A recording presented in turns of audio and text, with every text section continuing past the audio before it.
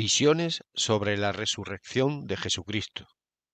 Esta historia está extraída de la obra Visiones y Revelaciones de la beata Ana Catalina Emmerich.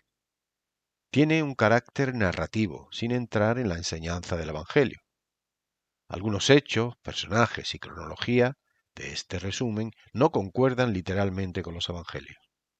La beata nos dice que los Evangelios son escritos muy resumidos y que su misión principal era transmitir la palabra de Dios, por lo que no prevaleció el detalle de los relatos ni su rigor histórico. San Juan Pablo II anunció públicamente, después de leer estas visiones y revelaciones, que todo lo que la beata Ana Catalina cuenta está de acuerdo con la doctrina y la tradición católica. Capítulo 3. Desde Tomás toca las llagas de Jesús hasta Jesús se aparece a sus apóstoles en el mar de Galilea. Qué enfermo corazón que te dice que no, que da hasta 2000 vueltas sobre la razón. Sufre la fricción entre el mundo y tu amor, que humano y vacío se queda el dolor al sobrevivir y no vivir contigo. Soy nacido de lo alto, resurgido en el Jordán, con agua y fuego me sellaste, mi destino en la eternidad. Ha empezado la batalla en cada corazón, los cojos corren, los mudos claman, la victoria inevitable del amor. Mi corazón mira hacia oriente en espera de su Salvador. No quiero hacer esperar a un cielo que ha empezado ya. Los ciegos nunca vimos tanto color, ni muertos tan vivos por amor. Y qué prometida salvación que ya comenzó.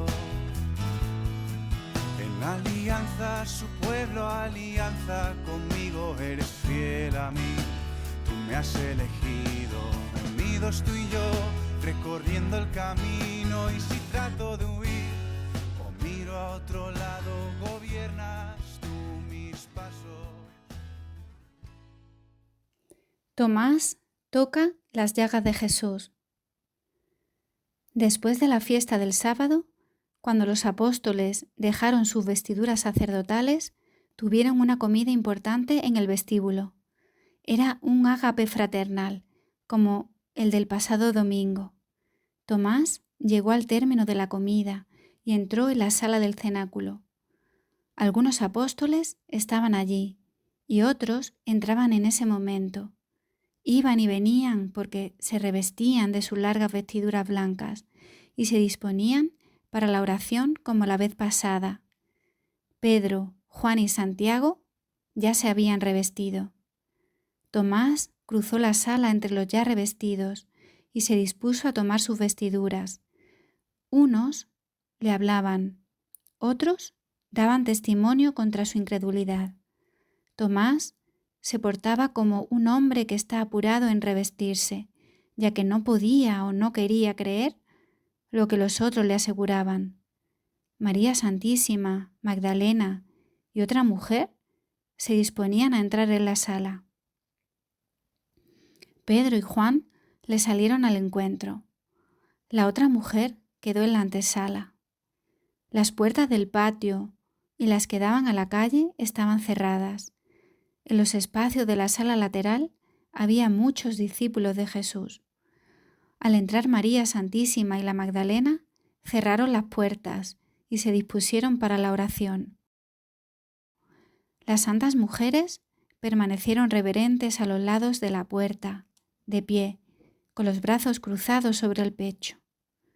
Los apóstoles oraron de nuevo, hincados delante del Santísimo, como primer acto.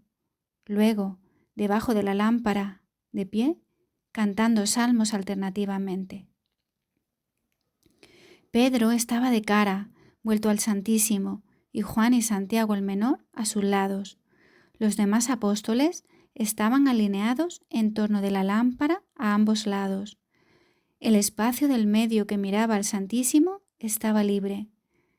Pedro tenía sus espaldas hacia la puerta. Detrás de ellos, más distantes, estaban las santas mujeres. Hubo una interrupción en la oración. Parecía que ésta había terminado. De pronto se vieron sus rostros como esclarecidos y transformados por la presencia del Señor. En ese momento, el Señor, resplandeciente, venía por el patio. Llevaba vestidura blanca y cinturón de igual color. Se acercó a la puerta de la antesala, que se abrió y se volvió a cerrar detrás de él. Los discípulos vieron cómo se abría la puerta y se apartaron, dando lugar al Señor. Jesús avanzó rápidamente y se colocó junto a Pedro y a Juan, los cuales se retiraron, cediéndole el lugar del medio.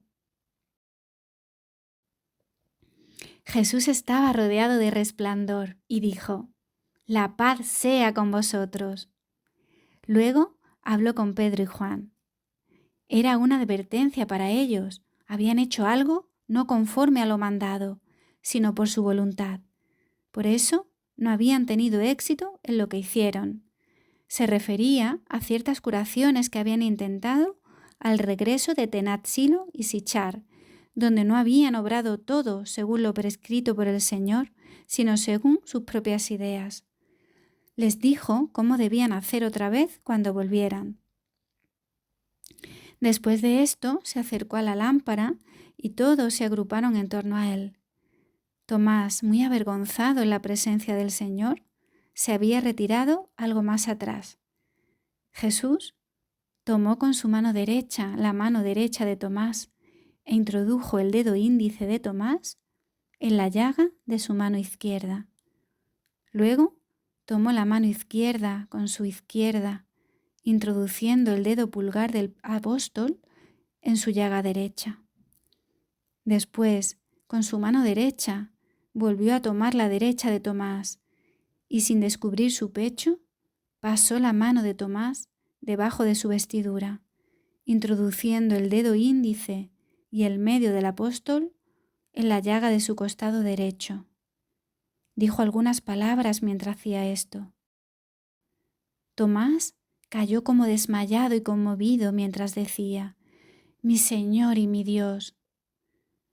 Jesús retenía su mano derecha.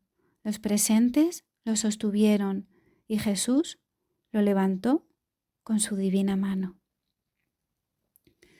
Los demás discípulos estaban muy conmovidos por esta aparición del Señor y levantaban y estiraban sus cabezas para ver lo que el Señor hacía con Tomás. La Virgen Santísima se encontraba como fuera de sí por el éxtasis, silenciosa y recogida.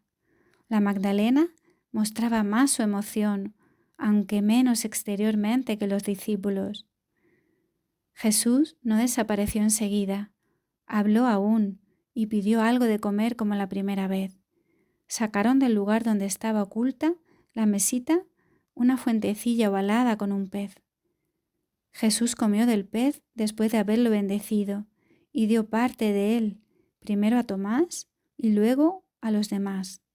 Jesús declaró por qué estaba en medio de ellos, que lo habían abandonado y por qué no estaba siempre con aquellos que le habían permanecido fieles. Explicó por qué había dicho a Pedro que confirmara a sus hermanos. Volviéndose a todos los presentes les dijo que quería dejarles a Pedro como jefe, aun cuando éste le había negado. Añadió que debía ser pastor del rebaño y habló del ardor de Pedro. Juan trajo en sus brazos, desde el lugar del Santísimo, un manto bordado, amplio, a modo de capa pluvial, que Santiago había recibido de María, confeccionado en los últimos tiempos por las santas mujeres de Betania. Trajeron también un báculo imitando un bastón de pastor. Era alto, hueco, esbelto y doblado en la parte superior, como los báculos episcopales. El manto o capa era de color blanco, con anchas rayas rojas.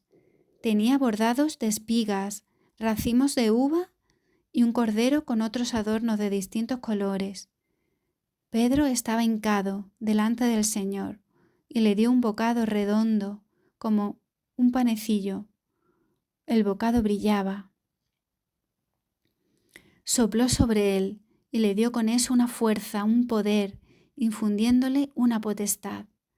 Jesús acercó su boca a la de Pedro y derramó en la boca y en los oídos de Pedro una fuerza, una potencia que pasó del Señor a Pedro. No era todavía el Espíritu Santo que vino sobre él en Pentecostés, era algo que pasaba a Pedro y que sería vivificado el día de Pentecostés. Jesús le impuso también sus manos y le comunicó un poder sobre los demás. El mismo Señor le cubrió luego con el manto que sostenía a Juan en sus brazos y le entregó el báculo. Dijo en esta ocasión que ese manto debía mantener toda la fuerza que él le había comunicado y que debía llevarlo todas las veces que convenía hacer uso de la potestad que le había comunicado. Jesús le habló de otro gran bautismo, cuando él les mandase el Espíritu Santo, y añadió que Pedro daría a los demás 8 días después la potestad que él había dado ahora a Pedro solo. Ordenó además que algunos dejaran las vestiduras blancas y usaran otras de diversas formas con un escudo en medio, y que otros usaran de nuevo la vestidura blanca. Eran indicaciones de diversos grados, consagraciones y órdenes que debían ejercer entre ellos. Después Jesús les dijo a los discípulos que se dispusieran en 7 grupos, y a la cabeza de cada grupo puso a un apóstol. Santiago el menor y Tomás debían permanecer junto a Pedro. Se ordenaron según mandó Jesús. Parecía que debían ser como 7 comunidades, 7 iglesias. Jesús dijo también a Pedro que fuera al mar de Galilea a pescar. Pedro dirigió la palabra a los demás con su nueva dignidad. Parecía transformado en otro hombre, lleno de potestad y de fuerza. Ellos escucharon sus palabras, muy conmovidos, entre lágrimas. Cuando Pedro comenzó a hablar, Jesús ya había desaparecido. Jesús se aparece a sus apóstoles en el mar de Galilea. Antes que se dirigieran los apóstoles al mar de Galilea, recorrieron el camino del Calvario. De ahí se dirigieron a Betania, donde se unieron a varios discípulos. Hicieron el camino hacia el mar de Galilea en diversos grupos.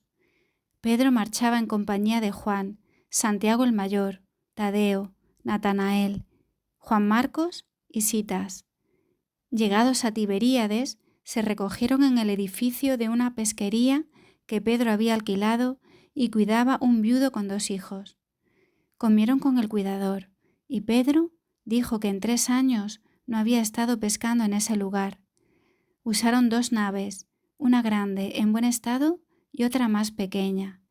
Dejaron a Pedro la nave mayor, que ocupó con Natanael, Tomás y un criado del pescador. En la otra nave entraron Juan, Santiago, Juan Marcos y Silas. Pedro no permitió que otro remara, lo hizo él mismo. Estuvieron toda la noche pescando, echando las redes, ya de un lado, ya de otro, siempre en vano. No pescaron nada durante toda la noche que estuvieron trabajando a la luz de las antorchas. A veces rezaban o cantaban salmos. Hacia la mañana, cuando comenzaba la aurora, acercaron las naves a la orilla, donde el Jordán desaguaba hacia el oriente, y estaban a punto de echar el ancla, cansados del trabajo nocturno. Se habían quitado parte de los vestidos para la pesca y estaban a punto de ponerse de nuevo vestidos para descansar, cuando vieron en la orilla surgir una figura de entre los juncos. Era Jesús, que les gritó: «Hijos, ¿tenéis un companaje?».